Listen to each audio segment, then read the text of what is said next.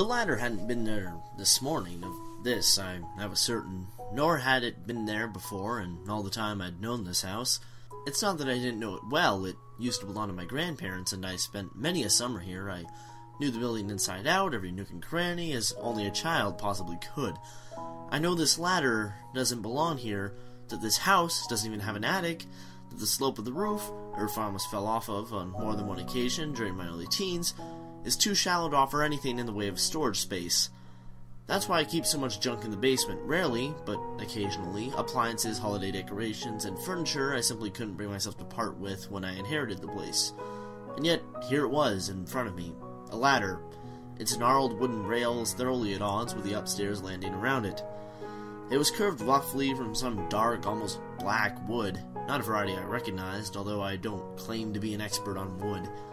I'd seen enough horror films in my time to know what would happen if I were to go up there, although I didn't let that stop me from taking a look up, standing in front of the impossible hatch in my ceiling and tilting my head back. I saw rafters, insulation, more or less what I expected to see. Deciding there was nothing to fear, I decided to make my way up. With the benefit of hindsight, I can honestly say this was the worst decision of my life. I passed through the rectangular aperture above me. I felt as though I was moving through some form of thick gel, rasping against my skin and stinging my eyes. I closed them and continued, feeling blindly until I felt my head come free of the strange sensation. I opened my eyes. The room I found myself in was dark, lit only from a circular window on the far wall. The weak beam of light did little to illuminate the place, not reaching far enough to show me the walls beside the one window which it was nestled in, which was made of the same dark wood as the ladder, this time cut into rough, splinter-filled planks. There was a curious smell to the place, although it was faint enough that I couldn't quite place it back then. I crept over to the window, reasoning a peek outside wouldn't hurt. I'd expected to see the familiar lawn, the familiar street, the mailbox sitting in the ground at a slight angle. I still recalled catching that with my car 2 weeks ago.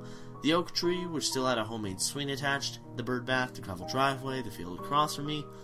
More or less the American dream incarnate, really. Instead, what I saw was impossible. The image truly never left my mind. Low in the pitch-black, starless sky was an eclipsed sun, a halo of light, almost white, but with a purple tint. This narrow disk illuminated a wasteland, a cruel parody of the world across from me. The oak tree a fungus-encrusted stump, the bird bath a heap of rubble, the field across the road nothing but black, withered, long-dead stalks. I tore my eyes away, finding they had adjusted to the semi-darkness. I could make out the room a little clearer now, clear enough to see several mounds of rags and crates, along with furniture, or at least what looked to be furniture, covered by dust sheets with the same purple-tinted white as the sunlight in this impossible place. I bent down, lifting the corner of the nearest one and finding myself looking at a bookcase, ornately carved from the now somewhat familiar black wood. It was completely full, too. Leather-bound tomes covering each and every shelf. I picked one at random, taking it down, then letting it fall open in my hands. Curious symbols swirled around on the page, which may have once been white, but had faded yellow through and well into brown with the age. I didn't recognize the language, although I knew less about written languages than I do about wood. I took a year of Spanish back in high school, but I didn't even come close to passing. I tucked the strange book under my arm and made my way back to the ladder, hearing the floorboards creak under my feet as I did so, feeling the strange rasping gel envelop me as I made my way back down into the familiar world. The book was still with me. I made my way downstairs and was about to make my way into the sitting room when I realized how dusty the book was. Clearly, the dust sheet it was under hadn't worked.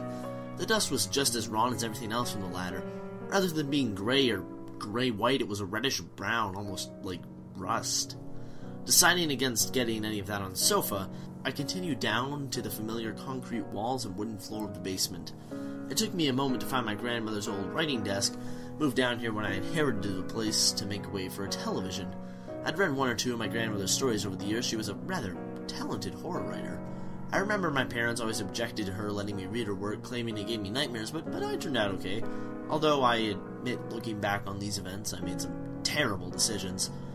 I set down the leather-bound book and pulled up a chair taken from the dining room. I ate enough microwave meals to not need more than 1 or 2 chairs in there, and so the remaining 4 were down here. Sitting down, I opened the book to a random page and saw nothing. The page was empty. As I flicked through the rest of the heavy tome, I discovered all the pages were blank. Could it be that the books were only readable up there in the attic? Realizing this made as much sense as anything else that had happened since I arrived home from work, and I stood up, left the book where it was, and started towards the kitchen to grab a flashlight from the emergency kit I kept under the sink. But, as I stood up, I heard a crashing sound from somewhere above me. The alarm system hadn't gone off. My grandfather was always paranoid, so it couldn't have been a home invasion. Whatever had made the noise was already inside the house. It sounded close, too. I turned towards the stairs and saw a shadow atop them, cast along the plain wall and the light coming from the utility room. A shadow of nothing on earth. In the few seconds I saw it before diving under the writing desk to cower in fear, I caught a glimpse of tentacles and fur and muscles all in one writhing mass. I didn't know how long I sat there, listening to the shapeless horror drag its body around the room, wincing with each heavy footfall.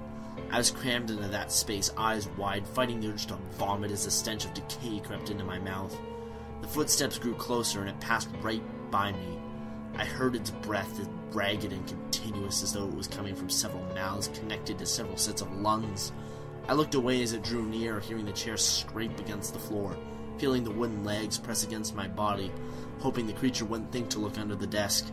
After what felt like an eternity, a fear and the stink of decay, I heard it moving away again, and allowed myself to let out a slow, silent breath. It still sounded near, though, and I didn't risk peeking out from under the old writing desk, not until after I heard the heavy footfalls on the stairs back out of the basement. And even then, I sat there for a few minutes rooted to the spot. Standing up and stretching, I realized the book was gone, the wood of the desk had darkened where it had been, and the smooth surface was covered in scratch marks. I crept back out of the basement, weaving my way past furniture and boxes of decorations and my old grandfather's toolbox.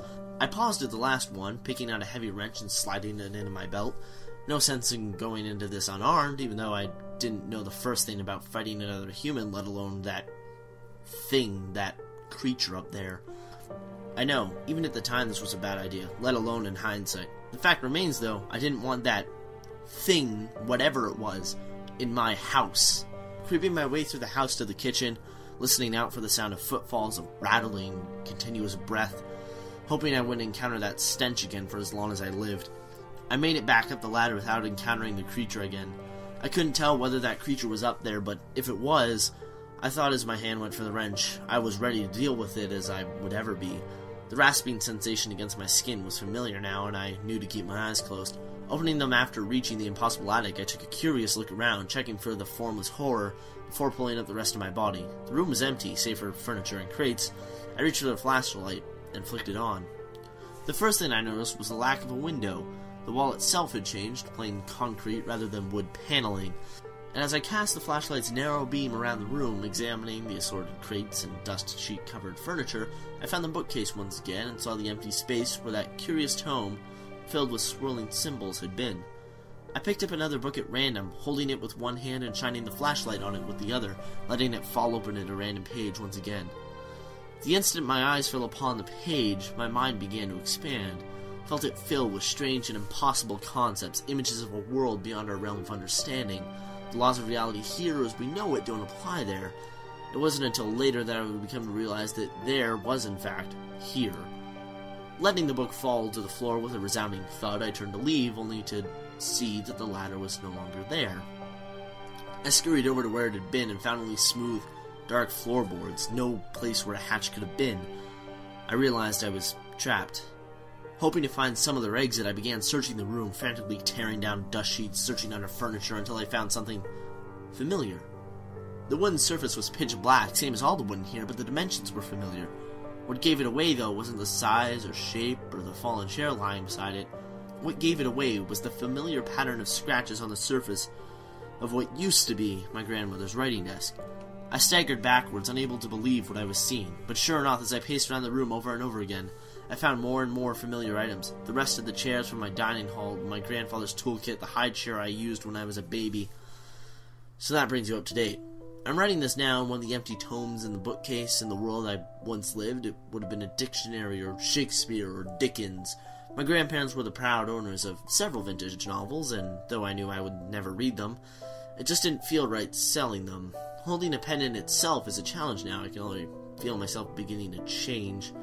Feel my skin split and crack day by day as I become what I most feared. It wasn't until I found I had an arm capable of holding a pen that had once been in my shirt pocket that I realized I could make a record of what happened to me. After all, I won't be able to tell it for much longer. Thinking in and of itself is already a chore, and in the time since I started this, the wood paneling on the wall has begun to return, and even as I write this, I can see the circular window beginning to form once again. I wonder how long I have before I truly become a creature, before the ladder appears once more in my life, and above all else, I wonder where the monster I become goes after the human I once was ascended that ladder, that impossible ladder, for the final time.